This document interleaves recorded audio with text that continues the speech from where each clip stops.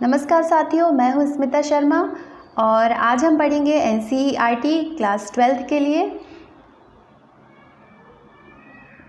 मानव भूगोल के मूल सिद्धांत की 3rd यूनिट का 5th चैप्टर प्राथमिक क्रियाएं। इमेज की सहायता से भी आप समझ रहे होंगे कि प्राथमिक क्रियाएं कौन कौन सी होती हैं, ठीक है। और इसी को हम आप विस्तार से आगे पढ़ते हैं। सबसे पहले हम देखेंगे मुख्य बिंदु। मुख्य बिंदु हैं आखेट एवं भोजन संग्रह, पशुचारण, कृषि एवं खनन। आखेट एवं भोजन। प्रारंभिक युग में आदिकालीन मानव अपने जीवन निर्वाह के लिए अपने समीप के वातावरण पर निर्भर रहता था और उसका जीवन निर्वाह 2 कार्यों द्वारा होता था। पहला था पशुओं का आखेट करना और दूसरा था जंगल से खाने योग्य जंगली पौधे एवं कंदमूल आदि को एकत्रित करना। आदिकालीन समाज जंगली पशुओं पर निर्भर था। आज भी अवैध तरीके से जीवों का शिकार किया जाता है, जिससे कई जातियां लुप्त होती जा रही हैं। आज भी अवैध तरीके से कई जानवरों का शिकार किया जाता है, जो धीरे धीरे विलुप्त होते चले जा रहे हैं। प्राचीन काल में आखेट पत्थर या लकड़ी के बने औजार एवं किससे बनते थे? पत्थर या लकड़ी के बने औजार एवं तीर इत्यादि से बनते थे, जिससे मारे जाने वाले पशुओं की संख्या भी सीमित होती थी। अधिकतर आदिमकालीन समाज अपने भोजन, वस्त्र, चरण की आवश्यकता पूर्ति हेतु पशुओं एवं वनस्पति का संग्रह करते थे। अधिकतम आदिकालीन जो आदि मानव था वो अपनी बेसिक नीड्स के लिए पशुओं एवं वनस्पति का संग्रह करके पर डिपेंड रहते थे। इसमें बहुत कम पूंजी की आवश्यकता होती थी और बहुत कम ही तकनीकी ज्ञान की आवश्यकता होती थी। भोजन संग्रह विश्व के 2 भागों में किया जाता है। उच्च अक्षांशों के क्षेत्र, जिनमें उत्तरी कनाडा, ये उत्तरी कनाडा वाला भाग है, एवं उत्तरी यूरेशिया, यूरोप और एशिया वाला यह भाग, और निम्न अक्षांशों के क्षेत्र, जिनमें अमेजन बेसिन और उष्णकटिबंधीय अफ्रीका, ऑस्ट्रेलिया एवं दक्षिण पूर्वी एशिया का आंतरिक प्रदेश सम्मिलित किया जाता है। आधुनिक समय में भोजन संग्रह का कार्य कुछ भागों में व्यापारीकरण भी हो गया है।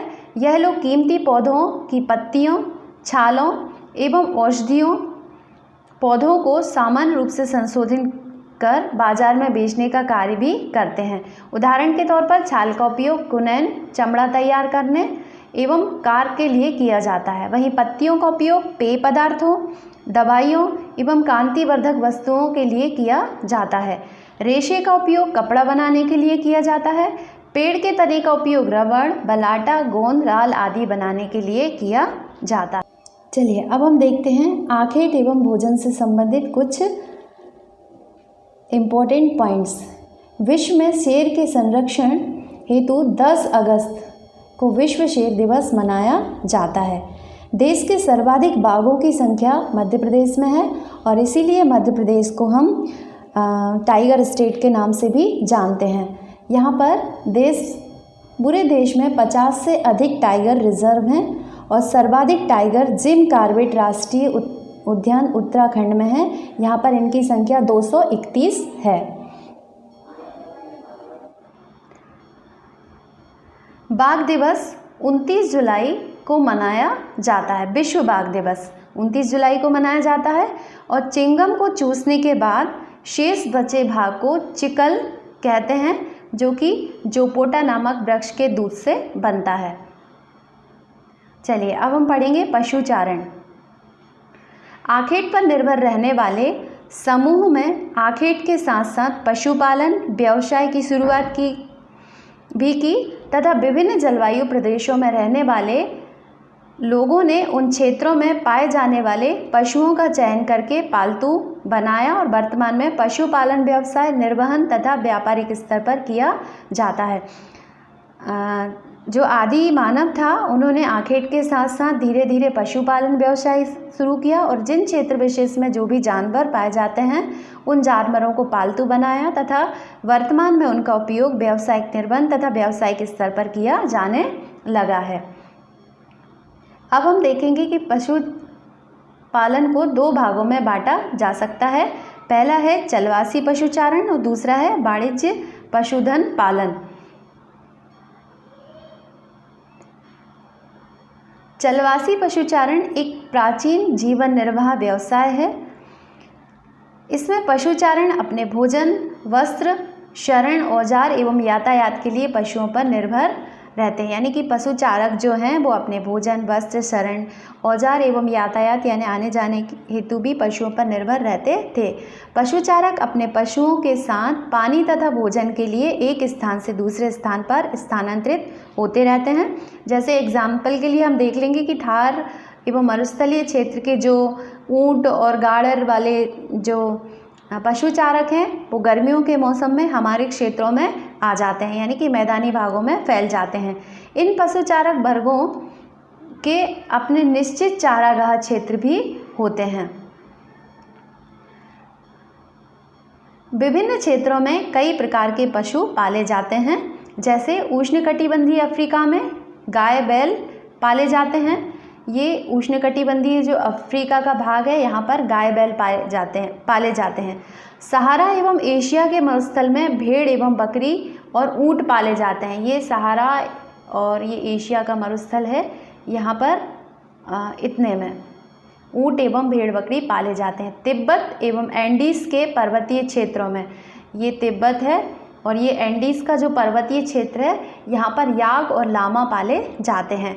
आर्कटिक और ध्रुवीय क्षेत्रों में रेंडियर पाला जाता है। ये ऊपर जो आर्कटिक का क्षेत्र है यहाँ पर रेंडियर पाला जाता है।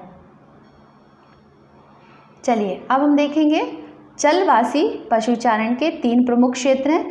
पहला क्षेत्र उत्तरी अफ्रीका के अटलांटिक तट से अरब प्रायद्वीप होता हुआ मंगोलिया एवं चीन तक फैला हुआ है। पहला जो भाग है ये अफ्रीका से शुरू होता है और यहाँ से ये चीन तक फैला हुआ है। दूसरा क्षेत्र यूरोप तथा एशिया के टुंड्रा प्रदेश में फैला है। ये यूरोप तथा एशिया के टुंड्रा प्रदेश में फैला है। और तीसरा क्षेत्र दक्षिणी गोलार्ध में दक्षिणी अफ्रीका ये वाला भाग एवं मैडागास्कर में भी फैला हुआ है। अब है ऋतु प्रवास। नए चारागाह की खोज में पशुचारक समतल भागों एवं पर्वतीय क्षेत्रों में लंबी दूरी तय करते हैं। गर्मियों में मैदानी भाग में पर्वतीय चारागाह की ओर और शीत में पर्वतीय भाग से मैदानी चारागाह की ओर प्रवास करते हैं। गर्मियों में क्या होता है, ये मैदानी भाग से पर्वतीय भागों में चले जाते हैं क्योंकि मैदानी भागों में पतझड़ का मौसम हो जाता है और यहाँ पर भोजन की भी समस्या होती है।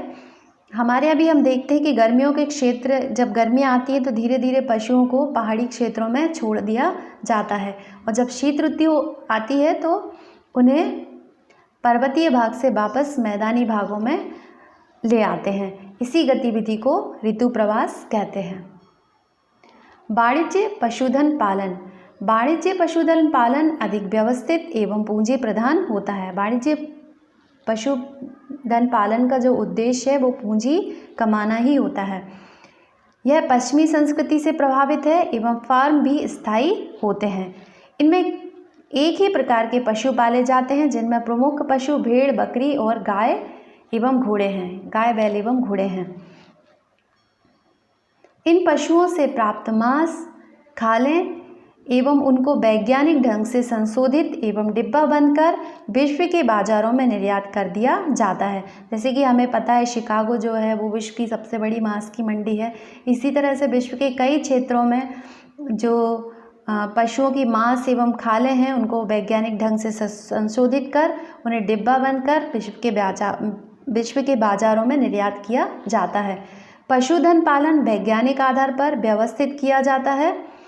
इनमें मुख्य ध्यान पशुओं की प्रजनन, जननिक सुधार, बीमारियों पर नियंत्रण एवं उनके स्वास्थ्य पर ध्यान दिया जाता है। विश्व में न्यूजीलैंड, ऑस्ट्रेलिया, यूरोपे एवं संयुक्त राज्य अमेरिका में वाणिज्य पशुधन पालन किया जाता है। विश्व के अधिकतर भागों में जैसे ऑस्ट्रेलिया है और न्यूजीलैंड भी यहीं पर है, संयुक्त राज्य अमेरिका, इन सब क्षेत्रों में वाणिज्यिक पशुधन पालन किया जाता है। तो थैंक यू साथियों, और इसी चैप्टर को कंटिन्यू करते हुए आगे हम कल पढ़ेंगे और उसमें हम पढ़ेंगे कृषि। ठीक है।